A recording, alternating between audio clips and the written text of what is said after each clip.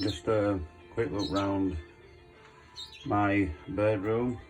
I've only just started keeping pies in the last few weeks. The first time really keeping any birds to this sort of standard and setup now. I've got double breeders, 8 per side, so 24 altogether, 48 cages. Got my first stock for next year there. As you can see, the cages are all black and white painted. This is an 8x8 shed.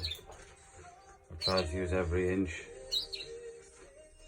of the bird room so we can get everything we need inside. Now, 2 bins for seed, I've got 8 short cages in here for training. If you look down, I've also used underneath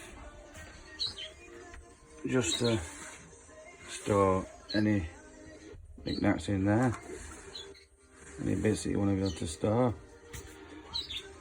I've also got a vent up there, strip light on the roof. I've got a dimmer. Everything's on timer, so I ain't got to worry about any of that. And that's just a quick look around my bedroom.